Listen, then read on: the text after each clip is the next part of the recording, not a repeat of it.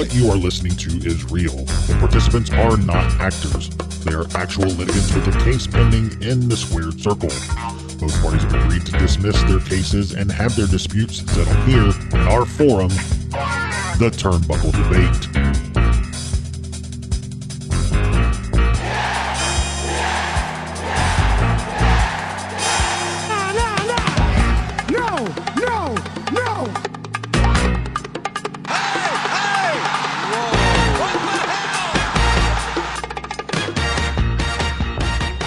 Hello, everybody, and welcome to the Turnbuckle Debate. I'm Tom. I'm Chad. And joining us today, we have Tommy from the Run-In Pod. How's it going, man? What's up, guys? Thanks for having me. Finally, Man. Finally, Tommy Paradise has come to the Turnbuckle Tavern. I know we had your co-host. He came on and killed it. Yeah, And yeah, he was like, talking all about it. Yeah, Definitely, Tom. I have to point out that you're hosting. Our yes, Sneed I get is to not play here. Sneed today. Yeah, so you're playing the role of Sneed. But it should be fun. It's a rare miss from Sneed. He doesn't miss a whole lot. No, I see how I stand. I won't cut myself off. That's for sure. Yeah, Before hit him we up get on started, social media Tommy, and give him shit. Yeah, tell us a little bit about the Run-In Pod. I know we had your partner on, but remind everybody. Let's tell them about it. Yeah, the Run-In Podcast is a weekly wrestling podcast, obviously, where we talk. We break it kind of into three segments where we do In the Ring, which is we discuss the week in wrestling. One week I can be all elite, next week I'm not all elite. We go back and forth on that on Instagram, me and you guys a little bit. So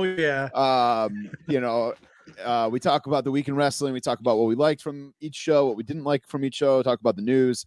And then we do Walk That Toy Aisle, where we talk action figures, not just wrestling action figures, but, Ninja Turtles, Marvel Legends. DJ is big into the hot toys. He's trying to get me to buy a hot toy, and I'm just like, nah, I can't do it.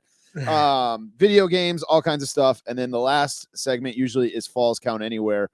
We do the Run-In Top 5, where we give our power rankings of something different every week. This week, actually, we're doing the claymation Christmas movies. We're getting festive. Last week we did our favorite episodes of TV shows, the Christmas episodes.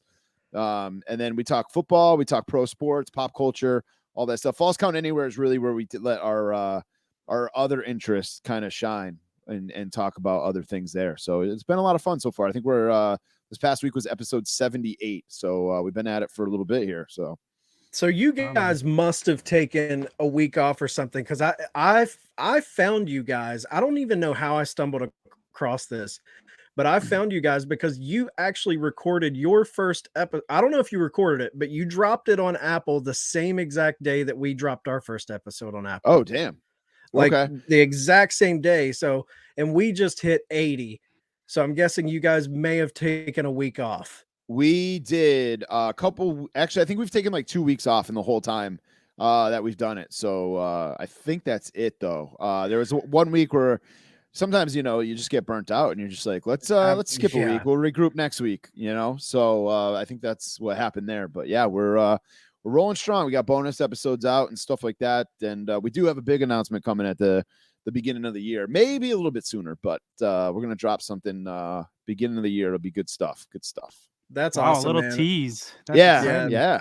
And kudos, man. It's not easy being consistent with a podcast. I love when I see people like putting the work in, and you guys bust ass on it. I'm inspired by you guys, and we're stoked to have you on the show. Oh man, I appreciate that. It's not always easy. It's always fun, but it's not always easy to pump out the content and pump out the social media posts and try to get yourself, a couple more subscribers or listeners each week and stuff like that. So as you guys know, it can be a grind at times, but we're having a lot of fun doing it. So that's awesome. Well, Tom, I guess we can get into what we're here to do, and that's debate some topics. We have 3 questions. You know how it works. We debate each question, 10 to 15 minutes each, and you know how it goes. So let's start off with question number 1. With their influx of WWE talent, should Jeff Hardy sign with AEW? Who's going first? Am I going first? You can go first. Yeah, if you got it, go, man. I've thought about these questions a lot since you guys sent them to me, but this one, I mean, we've talked about this on our show a bit here. AEW, and I'm not crapping on AEW, but they're getting into a dangerous spot where they're, where Tony is signing everybody he could there for a little bit, and then there's going to be a logjam eventually. Mhm. And then there's also going to be these guys who have been with AEW since day one that are going to be like, hey, we've been here busting our butt, paying our dues. And then, for example, Bryan Danielson comes in and gets a title shot right away. If I'm, Sammy Guevara, MJF's one of these guys, I'd be pissed. So kind of going with I was actually, and it has nothing to do with the AEW versus WWE thing. I was very excited to see Kevin Owens re-sign with WWE for that reason. I don't want him to get lost in the logjam. I think it was good for WWE for him to re-sign. As far as Jeff Hardy goes, I mean, it sounds like what happened wasn't, drug or alcohol related, thank God. But I think he's got to get his mind right. It sounds like he seems like maybe he was a little burnt out, needed a little break. So I think he needs to take that. And then maybe AEW. I mean, where else is he going to go? Obviously, Ring of Honor's dead. I don't think he'd go back to Impact. So it's either AEW or he signs back with WWE. Should they sign him? I mean, I think it would be good for ratings. We saw the pop he got at WrestleMania with Matt there when they came back, and that was like one of the biggest pops I remember in wrestling history. I think it would be good for AEW to sign them. I don't know if it would necessarily be good for Jeff. I don't know. I don't know if I'm more of a fan of Jeff as a singles guy or a tag guy. Thinking about it, but I mean, he might be a good guy to have in the locker room if a couple guys are running into those kind of issues and stuff. I'd say, go for it. Sign him up. Yeah, I totally agree with you with the logjam scenario. And I think I know Owens came out and said, the money on the table, what was best for his family. He's been in WWE longer than any other company he's ever been a part of. So he signed. But I think if AEW was where they were in, say, early 2020, before this influx of WWE talent came into the company, I think he probably would have made the jump. I think now you're getting into a situation where they are so top heavy with talent, not only just from WWE, but some of the guys they're bringing in from, the indies, ROH, some of these bigger names like Jay Lethal coming in, like stuff like that. Now with the free agents that are hitting the scene, those free agents have to look at the atmosphere over there and be like, okay, if I go over there, what's going to happen? Right. So, but with Jeff, I do feel like Hardy needs him. Matt needs him right now. Matt, the whole Hardy family office, I think, has kind of ran its course. I think Jeff coming in and us getting one final run with them as a legit tag team, going against a host of new opponents, Lucha Brothers, FTR, Young Bucks, obviously having a rematch of that classic Ring of Honor match they had. Yep. I think plus you have WrestleMania. Exactly.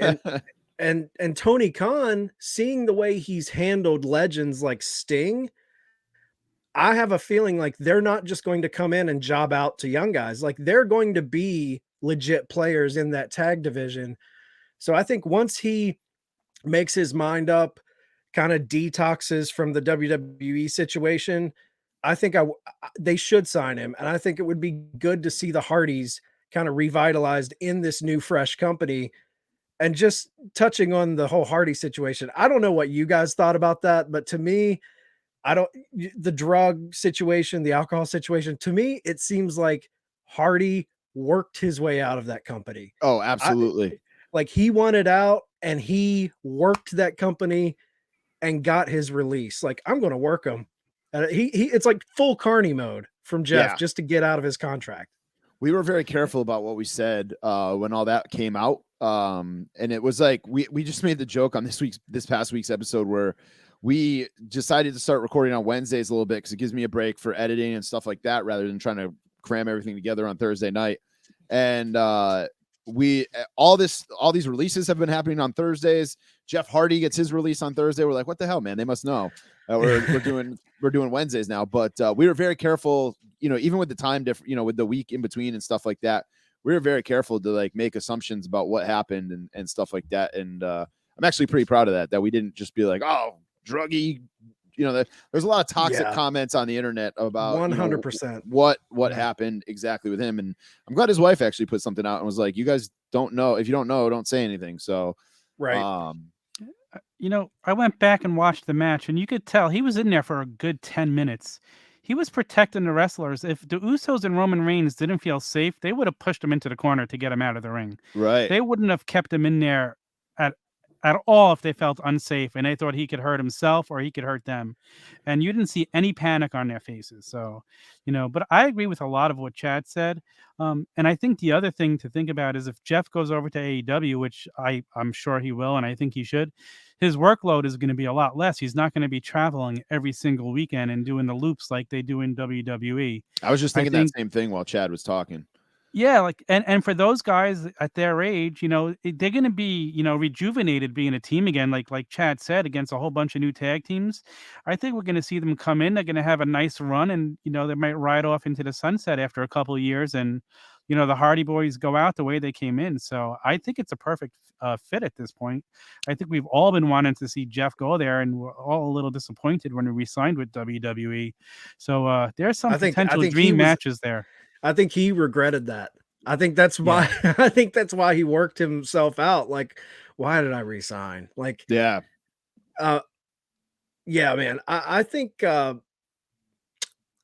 beauty of the situation he'll be in, if you look at the way they've handled Sting, like he's being treated with the utmost respect. I mean, the guy's getting pins. It's not like he gets the hot tag, hits his all-star moves, his highlight reel, and then goes out. They're letting him get pins. They're giving him big moments of first time he's wrestled in Atlanta in 15 years. And I think coming up next week, it's going to be the first time he's wrestled in the Greensboro Coliseum in X amount of years. So he's getting these like touchstone, milestone moments. And I think we're going to see that with Jeff. If they come in, he'll get the hero's welcome. And another beautiful thing for legends like that, like Tom, you were talking about, the schedule not being so brutal on them, is this inflated roster. It's a double-edged sword, because on one side you have all of this talent and you're like, how does everyone get that shine? How does everyone get those moments at the top? But the beauty of having an inflated roster is you're not seeing the same matchups recycled. A guy can come in and do a couple week program, take a couple weeks off. We don't miss him because we're getting fresh talent in, and then he comes back and it feels fresh again. So I love that. And that keeps guys from getting banged up. That's 100%. One thing I've said a lot on our show about. One thing I do like about AEW is that you don't see the same. It's not RK Bro versus AJ and almost every single week.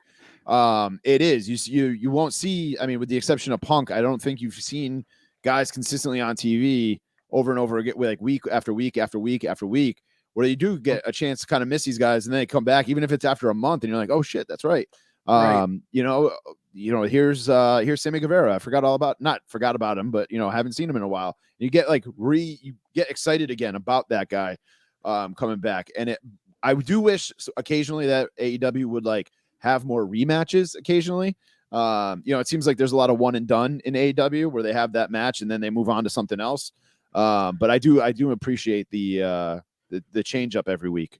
I think the last few months we've seen a few more rematches. They've, started to do that just a little more, that they're not overdoing it yet. So I like it. The one thing I like that we get fresh matchups, but I kind of agree with you. Like, I don't want to see them start dipping into rematches heavily, like just week to week television, but I would like to see feuds. I feel like when they do dip into those rematches, it brings more story out for us. It makes it feel more important because they are kind of one and done on to the next one a lot of times. Yep. So when you get those reoccurring matches, and they're really good about having something, they'll have something a year or two ago and they'll call back to that and be like, Yes. hey, they had a match, like Darby and Cody have had 3 or 4 matches and it's a running thing, but it's not like they're working a program, but every time they meet back up, there's a callback to those matches that they had, the draw and all of the, so they do well with the big roster and keeping it fresh, but with Jeff, I think that's a benefit to keep him healthy, but I do agree that with a big roster like that, do you guys think he will be lost in the shuffle, or do you think they will put him in a marquee spot with Matt in that tag division? I think the Hardy Boys are going to get a marquee spot in the tag division for a while. And again, they don't have to push it that it's every single week. They Do you could put the straps on spread it them? out. Do you put the straps on them? I would love to see the Hardy Boys get the straps there, cement. I mean, you don't have to cement their legacy. They're the Hardy Boys. We all know who they are and what they've done.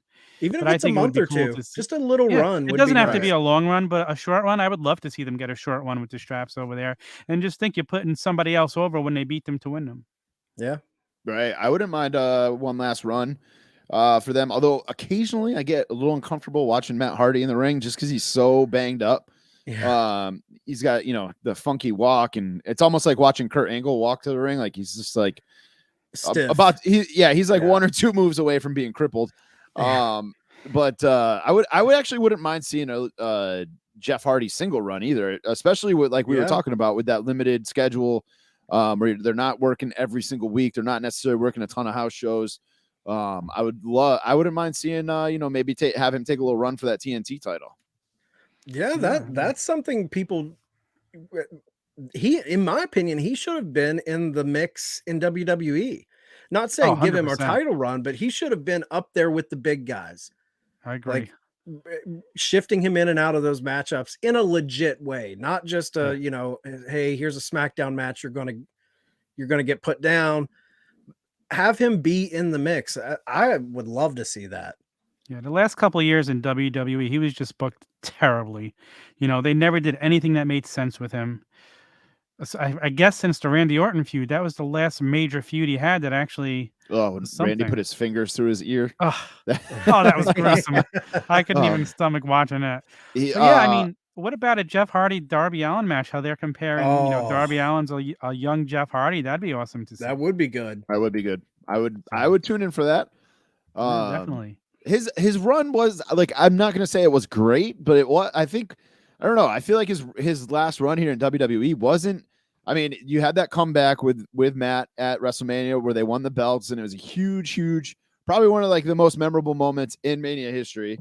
Or maybe one of the biggest pops in history. Yeah, easy. That's a moment. When he came back, he also won the Intercontinental title, and he had the U.S. title as well. So, I mean, it wasn't like he wasn't doing anything. And there was some talk about him getting a push with Roman there before he decided to just kind of walk out. So, I mean, I guess it's mixed on how you feel about how his run went in WWE. Obviously, he felt like it wasn't going the right way, but I took my kid to SmackDown the week after. So the week after Thanksgiving, or it might have been the week before Thanksgiving, and he got the loudest pop besides Roman. Yeah, Seth and Sheena over at Chick Foley, they went to SmackDown and they said besides Roman, he had the largest pop in Virginia. So the guy's over. Still, there's no doubt. Day. Yeah, no my kid's 11. The guy's over. My kid is 11, and he was all about Jeff Hardy that night. He was Xavier Woods and Jeff Hardy and Roman were the 3 guys he was most excited to see. I'm like, that translates back to me being not 11, but a teenager at least. Yeah. That's awesome. Man. All right, guys, I think that'll wrap it up for that topic, unless anybody has any closing comments. Nope. I think we got that. I'm good. All right, question number 2 is the one that Tommy has brought to the table, and that is, are there any more hateable heels? I love this Since topic. you brought the question, why don't you go first, Tommy? All right, so let me preface this with, I've always been a fan of the heels. Ric Flair is my favorite of all time. Same. I love MJF. I love the heels. I love Roman as a heel. I liked Hogan as a heel more than I liked, say your prayers, eat your vitamins, Hogan. This though, like, think back. The reason I brought this up is like, I know it's a different time that we're living in now, but think back to like 70s and 80s where the heels, like, there was no kayfabe, or kayfabe wasn't dead yet. It was, people were legitimately, death threatening Sergeant Slaughter because of his Iraqi ways. There's threats, Flair needed to be escorted out of, the sportatorium or wherever. You don't get that. I mean, obviously nobody's running. Well, people are running after like Seth Rollins and stuff, but you're not getting that level of heat these days, and that makes me feel, and I feel like now it is cool to like the bad guy. It's okay to cheer on the bad guys or like the bad guys. When I went to that SmackDown show, Roman, like I said, man, he got like the second highest pop besides Hardy, maybe even more than Hardy. Everybody had their finger up. There was Bloodline shirts everywhere. I mean, back in the day, the heels didn't even have merch. Yeah, That's true. So it's like, I feel like it has gone by the wayside. I feel like a old man yelling at the clouds talking about this, but get off my lawn. But it's it's just I miss the heels getting that genuine heat. Tom. I mean, MJF is an old school classic heel. He keeps the kayfabe. To his promos with Darby Allin, man, if that doesn't make somebody hateable. Yeah. But then when he did that homecoming show, though, everybody was cheering him. So it's like he's a heel everywhere but his hometown. I mean, even his all right. I don't like that. Even his parents hate him. Yeah, I mean, they brought the signs to the show that night again to try and keep the heat going, but he did get a reaction there, and you know what? It's his hometown, so I'll excuse that. Dude is bringing some serious heat right now. He's saying things that people don't say anymore, and I'm there for it. I love it because my favorite is Piper. I love Roddy Piper. So when you have a guy that's comparable to Piper and the stuff he says, like, Piper got stabbed in Mexico for making comments about the Guerreros, and MJF doesn't hold back. He goes to levels you don't expect to see on TV anymore. Right. And we haven't seen somebody like that anywhere in a long, long time. I love that he doesn't, go off of TV and go on Twitter and he's all friendly with the fans. I love that when you run into him in pizzerias in Chicago, he's telling you, stay the fuck back. That's what I'm there for. He is kayfabe. So I think he is the most hateable heel we've probably seen in the last 30 years. So 100%. I mean, if it wasn't for him, I say yes, he is a hateable heel. He's doing the Lord's work. Like he's trying to uphold that kayfabe era heeldom, but even with him being hated, you get this term, and Bully Ray always shits on this. I love to hate him.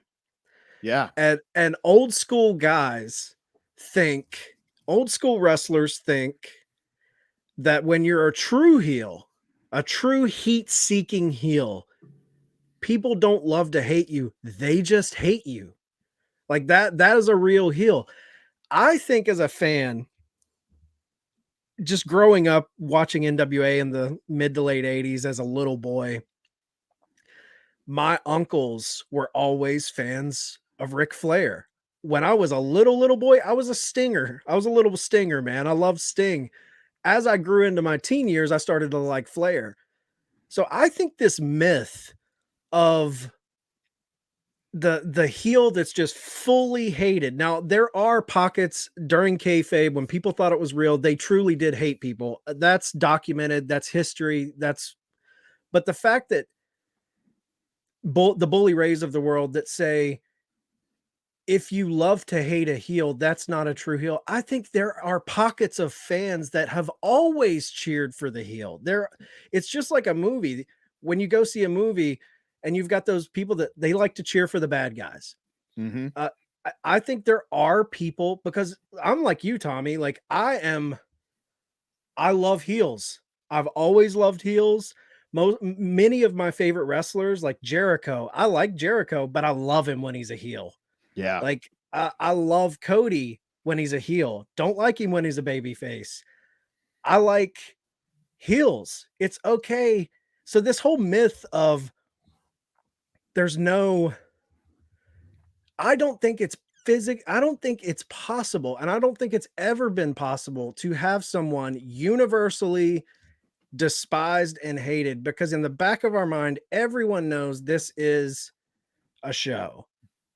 Like, you know what I mean? Like, I don't think you're ever going to get fans that just truly despise someone. I just don't think that exists anymore. I don't know if it's ever truly existed. I think it's kind of a myth. You know what? I grew up in the 80s, so I was watching Piper in his prime when he was really hated, and there were still people that loved him. If you go watch some of the old MSG cards, you see people in the crowd who are there for Piper. Even though he was hated for kicking Cyndi Lauper in the head and breaking a gold record over Lou Albano's head, you know, there were still people there for Piper. So Right. I agree. I don't think there's ever been a time where 100% people hated someone. I 100% hate Goldberg. Well, I'm with you 100%. 100%. Yeah, I'm with you there. Well, it has nothing. It's not like I don't hate the character like Goldberg. him. Yeah. Yeah, it's like all he cares about is a paycheck. He doesn't care about putting anybody over. He doesn't care about the business. All he talks about is himself. I've said this on our show where like WWE will do these, documentaries about, guys or the Broken Skull sessions or whatever. And I'm just like, I'll end up liking, if it's somebody I'm not like, I'm on the fence about or whatever, I'll end up liking them after watching it. Goldberg, it's like, no matter what, I'll watch it and I hate him even more after watching it. Because all he talks about is himself or his kid or whatever. It's like, I've never liked him. I've always thought he took advantage of the business. Yep. Like, I'm 100% with both of you. And just to prove your point more, I was never the biggest Randy Orton fan, but when I watched him on Broken Skull Sessions, he won me over. Like when I saw how he got the business and what he thought of the business, that'll make me a fan of anybody any day when I see that they love it the way that I love it. Yeah, Orton is kind of like learned on the job. Like he's done like a 180 because I think he was a little bit of Goldberg in the beginning. Yes. And then the longer he's been in the business, he's kind of transitioned or transformed into being a guy who really appreciates what he has and what he's doing and stuff like that. So, he's still trying to improve. Yeah, and I think Orton is also like, as he's aged, he's came into like realizing his birthright. His father was a great heel, so it's like he knows like there's a lineage with him. There's that is he a third generation? Was his grandfather involved? Yes, or just yes, he's a third generation. Yeah, that's what I thought. So, I mean, you talk about, Flair, but Flair was always going back and forth between a heel and a face. So how hated can a guy go? Like Piper, until he became a face, he was always a heel up until WrestleMania 3. You never saw him as a face then. MJF, he's not turning for the next 20 years. He's going to be a heel. He's going to be the Cena of heels where he never turns. I hope. At the end of his career, he'll turn. He'll have a run as a face at the very end. It'll be like an appreciation. And he'll be the most over guy when he finally does it. Yeah. I mean, like you said, he's already over a ton. I mean, do you think like when I hear Bully talk about it, Bully is just so staunch that true heat doesn't exist anymore. And I kind of tend to agree, but I think it's kind of the nature of society today. Like, but if you look at Bully back in ECW, some of the shit he was saying to those crowds, like he was getting like he would start riots, like legit riots. Yeah. But even in those crowds, there's guys there that's like, oh, I love this. Bully's working them. I love watching a heel get a crowd just riled up. So true heat, true heat. I do think MJF is kind of dabbling in that when he's making those comments about Brian Pillman to Brian Pillman Jr. Like dabbling in stuff like that is where you're getting that true. You're kind of tiptoeing into real heat. Yeah. You reminded me. I was at the show when he made one of the promos. It was after Cincinnati when he started, or was it before Cincinnati? It's when he pretended like he was going to pee on what did he look up and then he looked down to Pillman. Yeah, he's looked up. He's like, "Who am I kidding?" And starts talking. The people next to me were getting so heated over that. I was like, "Wow!" The one guy to my right actually filled up with tears when he was doing that. He was getting so mad. Damn. So I mean, I don't know what you could do. Is there anything you could do other than what MJF is doing to try and bring True Heat out anymore? I don't Do you think think that we're too close? Like maybe it's just, we're the diehards. We, for lack of a better term, we're the smart marks. Like you're tapped into everything. Are we too close to truly see how it affects maybe the person that isn't on the internet reading all the shit, isn't reading dirt sheets, isn't listening to all these podcasts, the people that just tune in on Monday, Wednesday, or Friday night?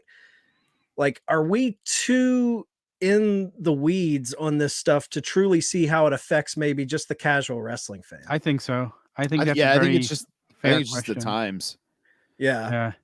Twitter, Instagram, you see pictures and stuff that even roads to the top, you got to see a rare clip of MJF not being a heel. So there was that clip, I think, in the first episode where he was just in the back watching something. Hold Yeah. on, time out. You actually watched it? Yes. Yes, I did too. Hey, listen, Oh, I'm there to watch man. anything that's going to show me backstage did stuff. too. I'm so fascinated by that stuff. So My I girlfriend am too, to actually be honest loved with it. you. My wife was in love with Total Divas back in the day. I've never seen that. And that was the same thing. I was just watching it to see like the behind the scenes stuff.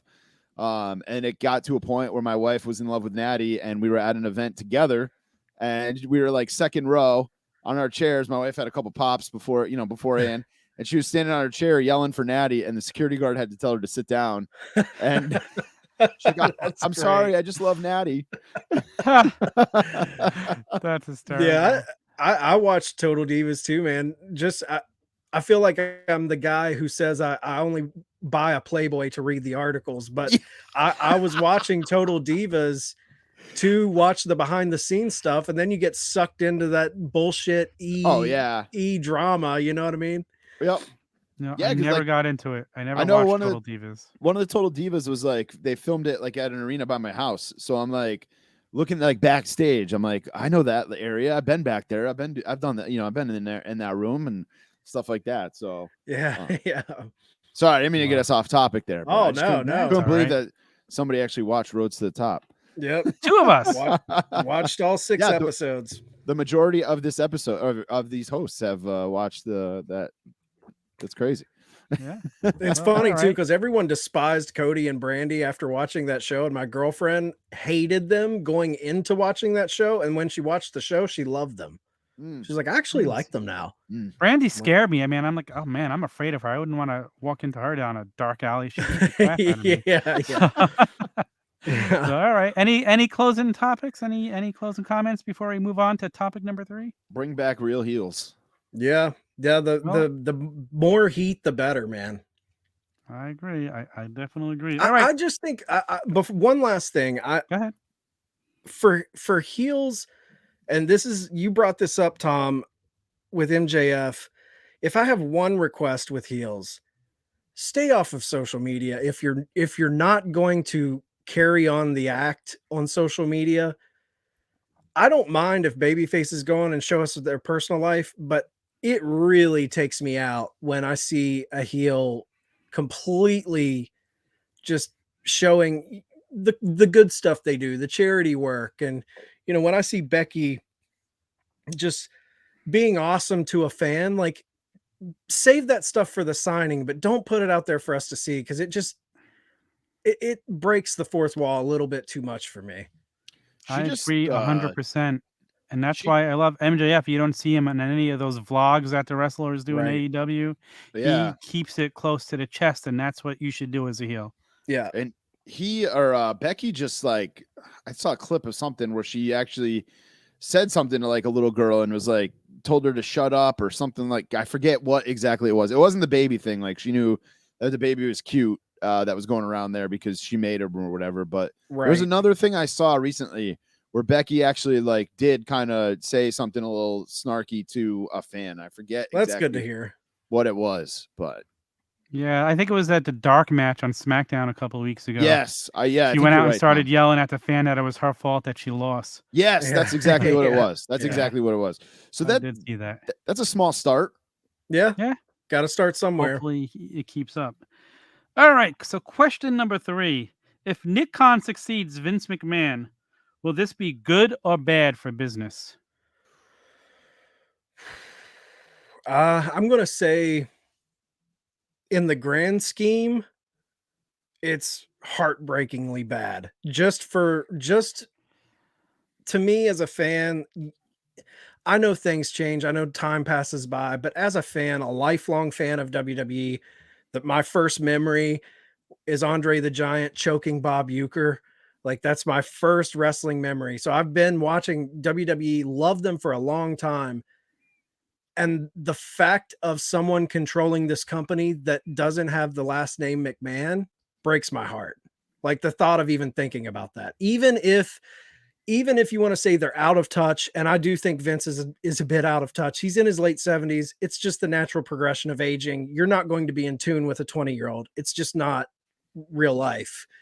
But to hand it over to a guy who's not in that family is really heartbreaking in that regard. So I do think overall, long term, I think it would probably be, I don't want to say bad, but maybe I would be nervous to see where the company went. But short term, I think it might be good. It might be fresh. It might Nick Khan is proving to be a money hungry guy. A business guy with a business mind. I think it could switch things up a lot, bring in fresh new ideas, fresh new stories, a whole different way of looking at how to do WWE wrestling. That's interesting. So in the short term, I think it could be good. Long term, it makes me nervous. I think it's terrible, honestly. Like what we've seen from him so far. You think WWE is Disney on Ice now? If he gets a hold of it, I think it's only going to get worse. The guy that doesn't know wrestling. He isn't a wrestling guy. Like I get that he's suggesting to Vince who to release and stuff, but some of these guys Vince should have said no to. Yeah, but You know, did you see we that thing heard with The Rock? He is a no, wrestling guy. Like he that is. post with The Rock, he's been around the business for I had no idea. That was the I didn't shocker see to this. me. I Yeah, was today years old when I saw that because I was trying to get some information on Nick Khan because I didn't really know a whole lot about like what he did before he was president of WWE. He does not have a Wikipedia page, which is weird. But And nothing's true. yeah, the article, it's on comicbook.com. The Rock describes his childhood friendship with WWE president Nick Khan. Whole article saying that he's special. There's a picture of them out to dinner together. It's kind of crazy. Kind of crazy. I had no Wow. idea. I did not hear this. I'm now years old. I wasn't even today years old because that shocks me. And you know what? Maybe it would be fresh. Maybe he would let some of the wrestlers do their own things. Maybe The Rock would have some influence on him. Maybe he'd sell some control and options of the WWE to The Rock. Maybe they'd be partners. Who knows? and here's the thing, man. I know it's convenient for a lot of fans to blame Nick Khan for all the happenings that's going on right now because he's the new guy on the block. He's the budget cut guy. You know what I mean? Like, I know it's easy to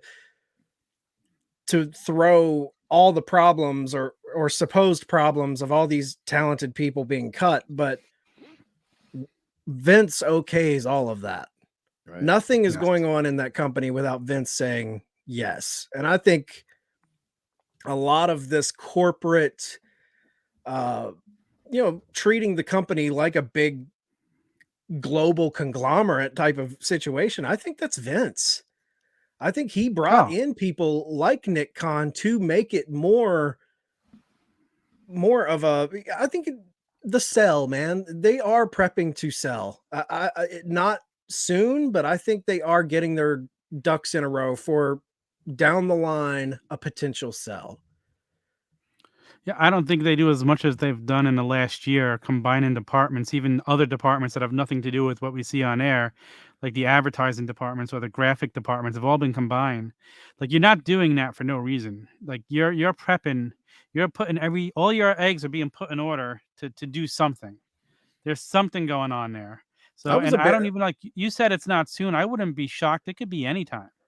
I mean, it could be anytime. I'm just looking at it like I was a diehard, big UFC fan and followed that company close since like the early 2000s.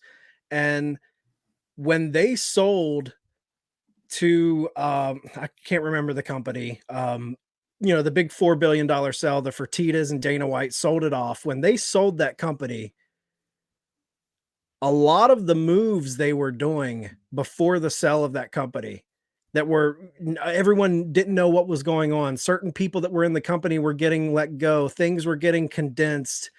The roster was getting trimmed in certain ways. Big contracts of legends were getting cut. There was a lot of things happening that is very similar to what we're seeing right now. But I think a fresh take is needed, man. I'm not against a fresh new voice in WWE. I'm just kind of bummed that it's not going to be Triple H. Yeah, That was. Oh, sorry, Tom. Go ahead. Yeah, I was gonna say if Nick Khan is really a wrestling guy, though, is he really gonna let some of these guys go that he let go? Like a lot of the guys I saw people complaining over that were let go. I agreed with them. Like they're not using these guys. Why keep them?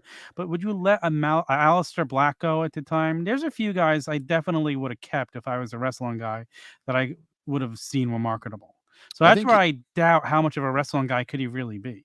I think he's looking at it like, are we going to miss these guys in a year? Like, are we going to be like, oh, we should have kept Aleister Black a year from now? I said this on our show where, like, I think a lot of the guys that they let go, we're not even going to be thinking, or WWE fans aren't even going to be thinking twice about in a year, 6 months. They're going to be like, nobody's going to be like, oh, we really could use Adam Cole in this position or anything like that. I think Adam Cole's a good fit for AEW, but for WWE and the big machine, I don't think I don't think that they're going to miss him. Maybe NXT misses him, but not WWE. I kind of agree with Chad a little bit where it sucks like not having a McMahon running the ship, but at the same time, like Nick Khan is a businessman. He's the WWE's, profits are through the roof right now. And at the end of the day, it's a business. And that's what you want people are still buying the product. They're still making money hand over fist. They're buying the shirts. They're buying all kinds of stuff. Their name is on everything. Action figures, all kinds of stuff. So I think it's so hard to say because I don't know enough about Nick Khan's background. That's why I was, Wikipediaing him today to try to find out more about him. But business wise, I think it's good. Wrestling wise, I'm still on the fence. I'd have to see more of him having the reins and driving the bus. And who knows who he brings in to help run it? He might, be open to letting other people come in and run it and talk to the wrestlers and developing characters and something Vince hasn't allowed in a long, long time. Right. If you're friends with The Rock and he's convincing you, hey, you got to let these guys develop on their own, maybe he listens because Vince doesn't feel the need to listen to anyone. Right. Yeah, listen, I love WWE. I agree with you guys 100% that Vince is out of touch. And I love Vince McMahon. Obviously, like he's given us all of this. He's given us all of this. There would be no Turnbuckle Tavern. There'd be no run-in without Vince McMahon. So it's hard for me to. I mean, I'll admit, like I said, he's out of touch. But at the same time, it's like he's still freaking Vince McMahon, man. But the Austin Theory angle that he's doing right now is so bad. It's I good. talked about that on this week's show. It's bad. I like it. No, I like cringe when I see it. He looks bad. Yeah. Yeah. I think it's good for Austin. I think to be on screen with Vince to get that seal is of good. Approval. He's giving you a rub. You getting a rub from the chairman of the board? Yeah. It's getting hard that to part of it, yeah. I don't want to like talk about the way the man looks, an elderly gentleman, but he looks he's not Vince anymore, man. Like No. it's getting to the point where I'm like, oh man, maybe you should stay off of TV. You're starting to look frail a little bit. But even though he looks like that, there's something that's still entertaining about him when you see him on there. He's still it's Vince. Vince is one of the most entertaining people. I mean, I think he's the greatest heel that company's ever seen. Yeah, he might be the last real heel. Like the greatest heel in WWE history for me is Vince McMahon. Nothing beats that 97 to like 2001, 2002 run. I was just going to say, what's the Attitude Era without Vince McMahon? Unreal. Right. Unreal. And I think, when we talk about the state of the business. And Tommy, you were talking about how successful it is right now. And it really is. Like, no one can deny they're making money hand over fist. And I think fans, especially in our age group, we're always longing for that era that we grew up with. You're always comparing today to back then. Mm-hmm. And fans just need to realize, dude, those days are gone. They're Right, never right. coming back. We got to experience them. Thank God. It made me the wrestling fan I am today. But to sit and judge today against the past, Vince isn't going to be a 40-year-old man anymore going into WrestleMania 1. Like, that's done. Mm-hmm. Things have shifted. There's different, they're a publicly traded company. Shit is different. So the beauty of wrestling today, if you don't like that, there are other companies, GCW, AEW, Impact, NWA, whatever. There's a lot on the table to satisfy a wrestling fan instead of just lamenting the fact that WWE isn't what it used to be. Well, things change, man. It's not going back. Just to piggyback on what you're saying, like I said, I brought my kid to that SmackDown show, and then that was like the week before Thanksgiving, and then I went to an independent show for a promotion that we have kind of have a partnership with. Blitzkrieg. Yes, Blitzkrieg Pro. Yeah, And man, I just went with a couple buddies. I left the kid at home for that one, but we had so much fun. And I said to one of my buddies, I'm like, I would be okay with just going to Blitzkrieg Pro shows for the rest of my life instead of going to an AEW show or a WWE show. Like, it's just a blast. And that's being almost 40. And, and I appreciate going to SmackDown with my kid and seeing how much he enjoys it. But at the same time, I'm like, man, we're sitting here watching nothing for as long as we're sitting here watching wrestling. What the hell? And just complaining about the product and stuff like that. It's like, maybe this isn't made for us anymore. It's really not. I think it, and I'm okay with that. Like, Right. It's not for people like us that grew up with and have a standard from the past. I think it's passed us by. That is not for us anymore. When it comes to pay-per-views and stuff, I try so hard to, especially with WWE, just to have zero expectations. And when I do, like, try not to, I'm doing the same thing with Spider-Man. I'm trying to go in fresh, no expectations, just surprise me. Let me enjoy the product, kind of tunnel vision. Same thing with the pay-per-views. And I find that when I do that, when I'm not over analyzing everything and I just sit back as a fan and watch wrestling, I enjoy it 1,000 times more than being like, oh my God, why'd he do that? Why'd he do this? Why are they doing that?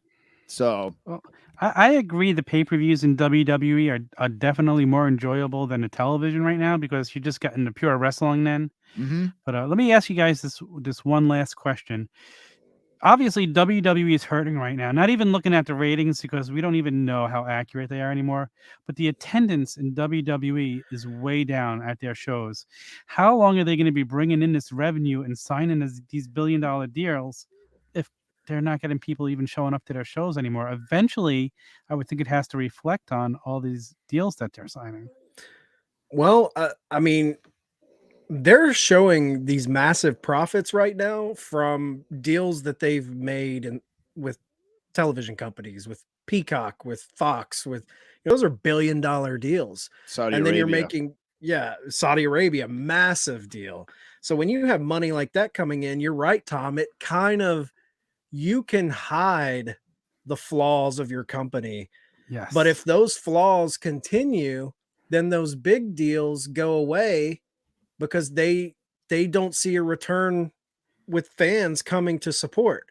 I don't think we're at a pace where it's like anytime soon we're seeing a problem, but I do wonder that's a bigger issue and a bigger debate. I think we've even spoke about it before in the past, Tom, of like some of these issues.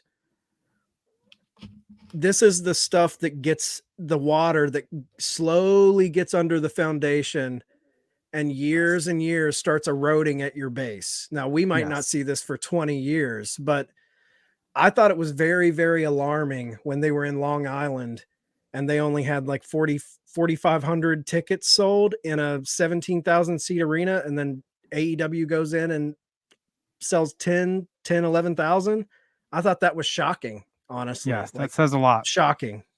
That's Now, why I say you can't count the ratings. AEW is the hot ticket in town. So, it's kind of the hip, hot thing to do now. But we're talking about a company that has decades and decades and decades of fan base, growing that fan base. So it was honestly shocking to me that there was that much of a difference in the same arena. Yeah, I don't know why the attendance is down, because WWE is doing stuff where it's like you can get $15 tickets, $20 tickets, and then and it's still not. The show I went to was sold out, but it's I don't know if it's the pandemic, but then if you say the pandemic, well, it's like, well, AEW's got this, but at the same time, you could look at it like AEW's hitting a lot of these towns for the first time ever, and WWE's been to these towns and cities, countless times. So it could be just that, like, people want to check out the product for the first time. They're coming to, I'm in Connecticut. They're coming to Bridgeport, Connecticut, and I'm really contemplating going. Do it. Yeah. Have you ever been to an AEW Have show? you been? I haven't. I was going to go when they were in Boston. So I'm in Connecticut. I'm right in between Boston and Do it. and New York. Dude, do it, man. I've been to WWE shows my whole life, and I just went to my first 2 AEW shows. Totally different experience. I'm trying to be completely, I'm an AEW mark. I will say it, but I've grown up on WWE, been to tons of shows. I was at ECW One Night Stand in New York City. Like, I've been to a host of WCW, NW, a lot of stuff, and nothing. The only show that compares to an AEW show, and I've been to a bunch of AEW shows, is ECW One Night Stand. Like, there is a different vibe, man. Like, it's a totally different scene than WWE. WWE shows are fine, but it's like a party. You will have a blast. You will have a blast. Do it. Definitely do it, and let us know what you think. Absolutely. All right. I guess that's going to wrap it up, guys. But before we go, Tommy, why don't you tell everybody where they can find you, the podcast? All right. Our podcast drops every single Friday. We've got a new episode out right now where we're calling it The Runnies. It's our first ever year-end award show where we're going to do every year. We decided we're going to change it up, but this year we're going to do figures. So we gave our nominations for best non-wrestling figure, best wrestling figure, worst wrestling figure, best scan, worst scan, best wrestling debut figure, best remake, best adaptation of a figure. So, for example, or mashup. So like the Jaws, NECA, Toonie Terrors we used as an example. And then Peg Warmers of the Year. You guys can actually go to runinpod.com and vote on those. And then next week, we're going to have our show where we announce all the winners and stuff like that. Running Pod is really where you can find everything. That's got our runinpod.com, is where you can find everything. That's got, all our discount codes through Homage, Ray's Energy Drink, figure collections, Heroes Hideout, all kinds of stuff there. Our episodes are there. We're posting all kinds of content on there. Links to our Twitch, YouTube, Instagram, and Twitter are all there as well. And our YouTube channel. So we're all over the place. But yeah, runinpod is .com is the best spot to head to find all of our stuff. But Apple, Spotify, wherever you listen to your podcast is where you can find our podcast every single Friday. And next week, if all goes, or the week this drops, if all goes according to plan, we should have a pretty busy week of content for you. We're going to be competing with you guys for how many episodes we drop in a week next week. So we've got some special stuff lined up for this coming week. So awesome, man. Well, awesome. Looking forward to it. And guys, the TurnbuckleTavern.com. Go check out all of our links. You'll get everything there. Social media links. Go to ProWrestlingTees.com/tavern. Get some shirts. Thank you for joining us. Until next week, court is dismissed.